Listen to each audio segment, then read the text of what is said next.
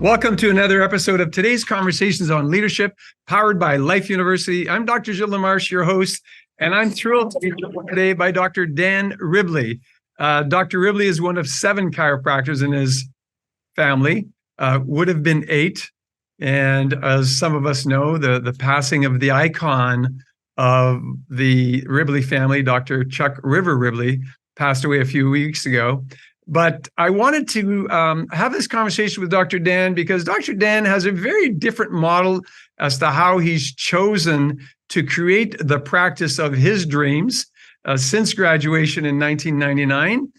Practices with his wife. His son is also a chiropractor in the practice, brother-in-law. There's a lot of Ribleys involved in chiropractic. And most of you listening in will know the Ribley family. But Dr. Dan, thanks so much for joining us on this beautiful Friday morning. My pleasure. So let's get right into it. Obviously, you lead differently than others have led in chiropractic. What do you believe are the most important decisions that you make as a leader of your organization? And share with our audience how your organization really functions, because it is really a different model. Yeah, so I got to learn what leverage means early on, and leverage really works for me. And when I say leverage, I remember a quote being said, I would rather have 1% of 100 people's efforts than just 100% of my own. And one of the big things that was an aha moment for me was I wanted to see more people in chiropractic. I believe, obviously, like everyone else that's listening to this, they want to make sure that they have their footprints in influencing the world and what they can do to help correct subluxations in chiropractic lifestyle. I realized I couldn't do that all by myself. And inspired as I was, I started seeking out and going, okay, how can I do some, if I've already got an x-ray machine, I've already got staff, I've already got the necessary things. How do I do a sharing process of someone coming in and renting or getting a room and they're a chiropractor? One room led to another. And I had been told it's not going to work. There's no way that you can have independent practices under just one roof. I'm actually a fan of universal intelligence, innate intelligence, God, whatever you may call it, and say, I believe there's something bigger going on here. And so as I continued this journey, they said, you need to have associates more than independents. And I said, well, I'd like to have independents because I don't want to run all the people. I don't want to be in charge of all the people. So that's exactly what took place. And now, as we sit right now, we have 9 independent chiropractic practices under one roof, organized by a phenomenal staff. And it works. Everybody's got their own social enterprise. Everybody's got their own way that they do chiropractic. One of the things that was extremely important, though, is that there was going to be some guidelines in what you could do as a chiropractor. We are philosophically driven. We are family driven. And I attracted the people who wanted to be in that genre, especially with chiropractic. And we, as an organization, we adjust probably about close to 5,000 patients a month, and out of the 9 practices, and everyone is inspired, because you know what, one of the biggest things is that chiropractors, they leave, especially Life University, with the ability to be phenomenal adjusters, a really good solid foundation of philosophical. But the business part of it, they don't want to mess with. They don't want to deal with the insurance companies. They don't want to deal with this, training and doing the stuff. What they want to do is they want to take care of people, and they want to do their management with the people phenomenally. And that's what I did, was I created something that would give them an opportunity, show up, love on your patients, do a phenomenal job taking care of them, and go home. So what I'm hearing you say, you supply the physical space, and you also supply the staffing to support the 9 individual practices?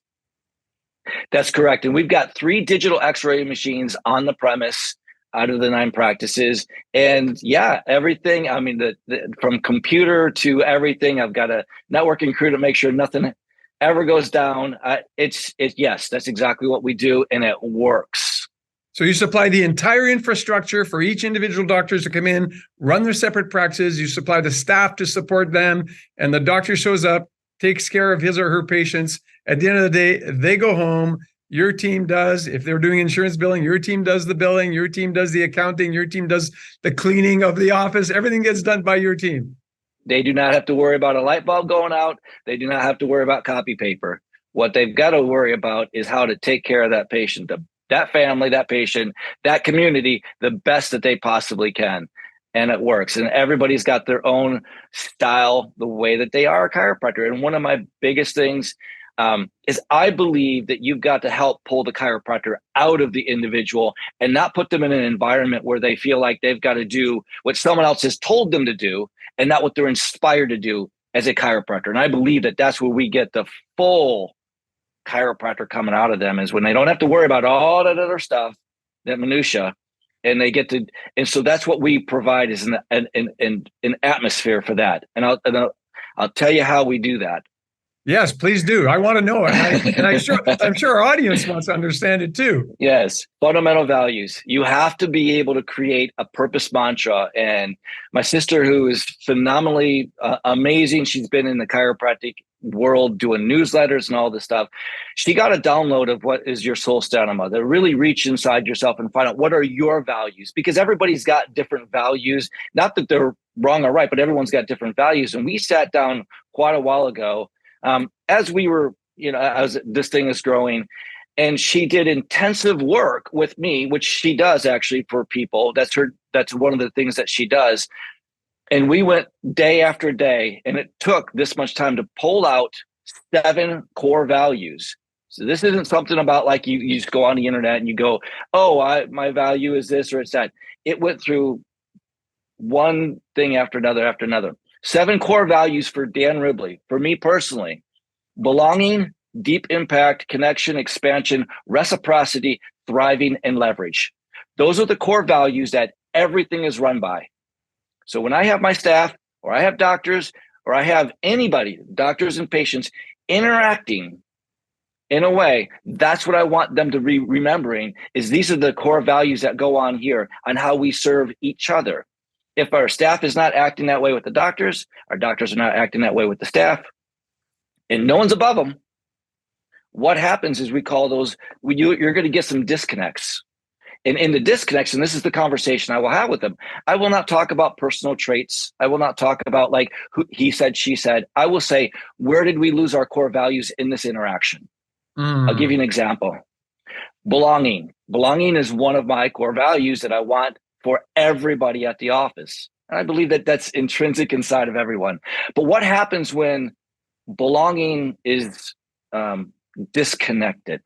It's something that somebody overstepped their boundaries and had a situation. The disconnect, and this is again part of the whole process, confusion sets in, disconnection sets in, isolation sets in to an individual, to a patient. Maybe the staff interacted with the patient and they didn't feel like they belonged, or a staff member interacted with a doctor, they didn't feel. Those are symptoms of things that can. So I don't talk about the situation. I talk about, where did we lose our value? And then how did that play a part? They go, yes, of course, this is how this person felt when this happened. I'll give you another example. Deep impact is one of mine. Worthlessness, weak, stagnant. When someone doesn't feel they're doing deep impact, or it's been violated, that tends to create the symptom of they don't feel worthy. They feel weak in their ability to do their job, or they feel stagnant. Say, okay, let's look at what happened and let's find out where the disconnect is. There was probably some deep impact that you had a situation with that interfered with that. I'll give you 2 more and then we'll talk about the next stuff after that. Thriving. Thriving is a really big part. So this is what is the culture of our enterprise. If thriving is broken, somehow there's a broken situation between a staff member and another staff member, something happens, the disconnect can create stress or hopelessness or struggling. So I always want people thriving, but if they're not thriving, why? Because they may be touched into something through an incident that took place that created stress or created that hopelessness or created that struggling. So my goal is to make sure that we always are going back to our fundamental values. How are we running things with our attitude, with our procedures, with our systems? And then if we don't do that, these are the outcomes, which it's spot on. I mean, you can spot it a mile away when someone's feeling a certain way. It's because one of those core values was violated. And that violated may sound a little rough. It was broken. Leverage is another one. Leverage is why we are able to do what we do. when leverage is not extended out or done in a way that it needs to be done, restriction, someone feels disadvantaged, there's a breakage in the system, there's a breakage in something. So we talk about these things, we talk about what the symptoms are, and we say, listen, how do we get better at making sure we all function from our core values? And so the lesson that I'm hearing, Dr. Dan, for our audience here is get very, very clear with your core values, but don't just have them sitting on a piece of paper on a whiteboard saying, oh, these are our core values, but rather live the core values. That's right. And pay attention to the core values on a daily basis as you interact with humans. Say, are we living them fully? Because every time, if there's a symptom of something that occurs in the office, you always double back and go back, which core value are we missing on? Great lesson. Thank you for that one. Yes. My next question to you would be, obviously over these 24 years or so, your practice has grown, your practice has changed. And often as an organization gets larger, there could be a tendency for, I guess, what we'll call the institution to lose some of its inspiration. How do you keep that from happening in your organization? That people would show up inspired, they would leave inspired, they'd be inspired all day long. How do you keep that going? That's a big task within itself as well. But I feel like, I've been blessed. And, from what I read, understand, 30% of leadership is genetics and 70% is what you learn, what you're participating in, what you're doing with yourself. I think mindset is a really, really, really big thing. And of course, I came from one of the greatest trees as an apple to drop off of that with, Chuck Ribley being my dad.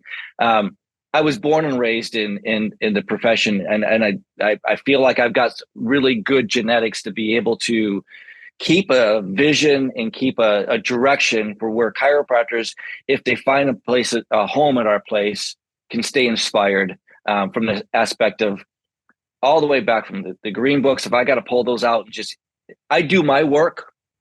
So then I spill that over, and I'll tell you one of the best things I've ever heard. And I think about this in all aspects. Buddha was asked one time, how do you give compassion? And his response was, I don't give compassion. It overflows out of me. So compassion is so much that it becomes a part of you because you're in my presence. So it's not something I'm giving you. It's something that I am. And therefore you're a witness to it. And to me, it's like, that's what I want to do is I don't want to make sure that I'm individually targeting people's personalities or whatever. If vision or inspiration or mindset is something that I am, it needs to flow out of me in any situation I'm into. So that means I got to do my homework all the time. I got to be on. And of course, we're not always on, but hopefully we do that stuff behind closed doors. Because when I say that people show up to that office, that organization to get the care that they need, when people unlock that door, they're unlocking that door for the patients, not for themselves. Absolutely. They're unlocking that door so their patients can come in and change their life. And so we've got to be on our game when that door gets unlocked to the moment it gets locked up again. Hey, listen, everybody's got stuff. Keep your stuff at bay. You leave it at home. You unlock that door. We are here to serve. And I've actually had people throughout time say, you know what? I feel like I've reached my potential in chiropractic care. I'm on the wellness program, but just coming and sitting in this waiting room makes me feel like I can leave the world behind for a minute. And that's the environment we want. So it's about mindset, but it's also about making sure you're doing your work on a daily, if you want to get technical, hourly, daily, weekly, monthly, yearly basis. And that's something that I take very seriously in my spiritual work. But I want that to be a representation. All these values, like you said earlier, these are verbs, these are actions. These are not something that's on a piece of paper. And it's like, oh, everyone read this and see what you can do with it. It's something that we say, no, that's who we are. So when an orange is squeezed, you get orange juice. I don't want apple juice out of an orange. What I'm hearing you say is be. In other words, be that person, be that inspiration, be the leader that others aspire to become because you show up and lead by example. Sounds really good. That's what I yes, heard. So I'm just well, reflecting the beauty of the words that you shared with me. Then I believe that's how the audience will understand, is that when you lead by example, you yourself get to live an exceptional life because you're taking the personal responsibility to lead by example. Yes. So you can be a Yes. great leader for others to follow. You're a good listener. Thank you. I I'm appreciate listening. that. Believe me, every time I do one of these, I learn. So let me say one more thing. The most, then you got to get out of the way. So to keep the inspiration going, you got to get out of the way. And I feel like, and I don't mean any disrespect to chiropractors out there, but we are notorious for staying in the way of allowing people to do their jobs that they do best while we're over here doing our job too. I've gotten out of the way. So I've got really good staff that I get out of the way with, and I trust them and I inspire them. I inspire their inspiration to be part of my inspiration. So this isn't just about me carrying the torch. This is about all of us carrying the torch at our strengths and weaknesses. And I've got certain key people that work their way up and have earned their right, but you got to get out of the way. You got to let people do their innate potential. And that's even in your staff. So one of the things that actually just totally made so much sense, and it's literally what we do, is there's a CFO asks the CEO, and he says, what happens if we invest in developing our people and they leave us? And the CEO says, what happens if we don't and they stay? Boy, that's a good line. I heard that line before, and that's such a good one, because everything that you're sharing right now, you're applying it to a chiropractic practice system, a chiropractic business, if you like. But everything you shared could be applicable, at a car dealership down the street from where I'm at, or at the grocery store, or at the Men's Warehouse where you might be buying your clothes. Everything. We are in the people business. And so when you're in the people business, which is exactly what you just described as all of these people, and even if you're in a cubicle at a company, you're in the people business. So the reality of it is you're always selling yourself. You're always getting a result of who you are. And that to me is extremely important in how we show up. Yeah. So it's applied along the way. So the purpose mantra, this wasn't made for this chiropractic business. This was made because this is who I am, no matter if I were to go down to a car dealership, or if I were at the Men's Warehouse, or I were at any other organization providing any kind of who I am. This is what I would bring with me. Well, I really appreciate you sharing sort of that value-centric atmosphere that you create for your patients, and obviously for the doctors, the entire staff. And, you did talk about core values a lot. Maybe my last question for today would be, how do you ensure that your organization and its activities are actually aligned with your core values? Again, it kind of repeats a little bit of who we are and what we are. But one of the things we try to take advantage of, and we think about when we go to hire people, we look for people who are athletes in school. Athletes in school already have a mindset. That was one of the things I heard way early on in the chiropractic world was, if you want to have someone who's motivated in your office, hire a motivated person. I'm not saying that's foolproof, and I'm not saying that's easy. I'm just saying you got to start somewhere and look for those things that you can build people with.